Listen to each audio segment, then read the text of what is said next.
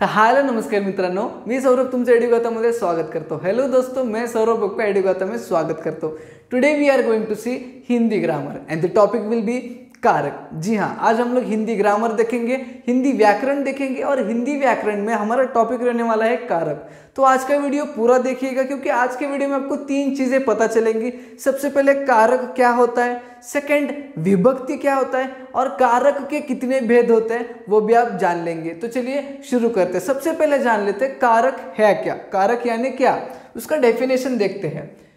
संज्ञा या सर्वनाम की जिस रूप से उसका संबंध वाक्य की क्रिया अथवा दूसरे शब्दों के साथ स्पष्ट होता है उसे कारक कहते हैं। अब ये जो डेफिनेशन है ये प्योर हिंदी में दी है। अब इस डेफिनेशन को हमारे हिंदी जो हम लोग बात करते हैं यूजुअली उसमें सिंप्लीफाई करके आपको बताता हूँ। तो बेसिकली कारक जो है वो संज्ञा या सर्वनाम का रूप है जो संज्ञा या सर्वनाम का संबंध बनाता है। किसके साथ संबंध बनाता है? सेंटेंस में प्रेजेंट वर्ब या words other than verbs, verbs को छोड़ के जो शब्द है उनके साथ या वर्ब्स के साथ जो संबंध बनाता है, ऐसे वर्ड्स को हम लोग क्या कहेंगे?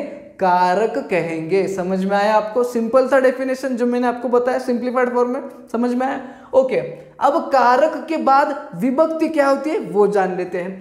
कारकों की पहचान के लिए संज्ञा तथा सर्वनाम के आगे जो प्रत्यय लगाए जाते हैं उन्हें विभक्तियां कहते हैं। मतलब कारक को पहचानने के लिए, कारक को आइडेंटिफाई करने के लिए संज्ञा या सर्वनाम मतलब नाउन या प्रोनाउन के सामने कुछ प्रत्यय लगाए जाते हैं।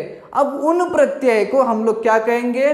विभक्ति। उन्हें क्या कहेंगे हम लोग? विभक्ति या विभक्तियां कहते हैं। उसको हम लोग बेसिकली विभक्ति कहते हैं। समझ में आया विभक्ति भी क्या है? क्लियर हो गया? अब देखो, कारक के 8 भेद होते हैं। कितने? 8, मतलब 8 टाइप्स होते हैं। कौन कौन से होते हैं?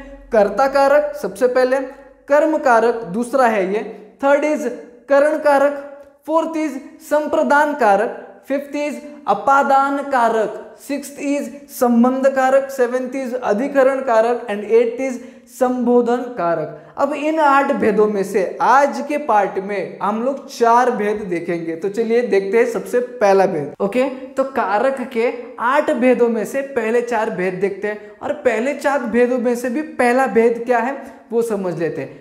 पहला भेद है कर्ता कारक। कौन सा है पहला भेद? कर्ता कारक। अब कर्ता कारक क्या कहता है ये बताता हूं और उसका एग्जाम्पल यानी उदाहरण भी आपको समझाता हूं। क्या कहता है देखते हैं। संज्ञा या सर्वनाम के जिस रूप से क्रिया करने वाले का बोध होता है उसे कर्ता कारक कहते हैं। क्या है कर्ता कारक? संज्ञा या सर्वनाम का रूप है। ठीक है, संज्ञा या सर्वनाम जिसके रूप से क्रिया करने वाले का बोध होता है, मतलब वो जो वर्ब हो रही है उसको कौन कर रहा है, अगर उसके बारे में पता चल रहा होगा तो उसे हम लोग कहेंगे कर्ता कारक। समझ में आया आपको?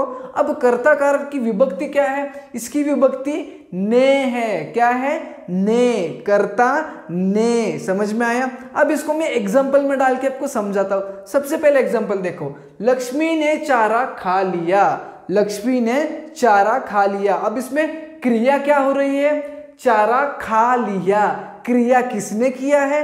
लक्ष्मी। लक्ष्मी यहां पर गाय है, लक्ष्मी यहां पर गाय है और लक्ष्मी यहां पर कर्ता हो गई। तो लक्ष्मी यहां पे आपका कर्ता कारक हो गई है और इसकी विभक्ति क्या है? ने। तो ने आपकी क्या हो गई? कर्ता कारक की विभक्ति हो गई। नेक्स्ट एग्जांपल, सुरेश ने पुस्तक पढ़ी। अब यहाँ पे क्रिया क्या हो गया? पुस्तक पढ़ी। अब ये पुस्तक किसने पढ़ी? सुरेश ने। तो सुरेश यहाँ पे क्या हो गया? क्रिया करने वाला कर्ता हो गया, इसलिए सुरेश यहाँ पे कर्ता कारक बन गया है। और सुरेश का प्रत्यय कौन है, मतलब विभक्ति कौन है? सुरेश ने। सुरेश ने उसका विभक्ति हो गया है। अब सेकंड भेद के बारे में जान लेते हैं। सेकंड भेद इज कर्म कारक। कर्ता कारक समझ में आ गया। अब सेकंड भेद है कर्म कारक। क्या कहता है कर्म कारक वो भी बताता हूं। जिस व्यक्ति या वस्तु पर क्रिया का प्रभाव पड़ता है उसे कर्म कारक कहते हैं। जिस व्यक्ति या वस्तु पर क्रिया का प्रभाव पड़ता है उसे कर्म कारक कहते हैं। मतलब ऐसी व्यक्ति या ऐसा वस्तु या फिर ऐसा ऑब्जेक्ट जिस पे क्रिया का प्रभाव पड़ता है, मतलब क्रिया का इम्पैक्ट पड़ता है, उसे हम लोग कर्म कारक कहेंगे। समझ में आया आपको? उसे क्या कहेंगे? कर्म कारक कहेंगे। अब कर्म कारक की विभक्ति क्या होती है? कर्म कारक की विभक्ति होती है को, कर्म को, समझ में आया। कर्म का विभक्ति कौन है, कर्म कारक का विभक्ति को, समझ में आया। अब उदाहरण देखिए, उदाहरण, पिता ने पुत्र को बुलाया, पिता ने पुत्र को बुलाया। सबसे पहले यहाँ पे बुलाया इज आपका क्रिया। अब ये बुलाया का प्रभाव किस पे पड़ रहा है, किसको बुलाया, पुत्र को बुलाया, तो पुत्र आपका हो गया कर्म कारक और को उसका विभक्ति, को क्या हो गया, उसकी विभक्ति, समझ में आया आपको। उसके बाद नेक्स्ट एग्जांपल, मानू ने सिरचन को पान दिया। अब पान दिया ये आपकी एक्टिविटी मतलब क्रिया हो गई।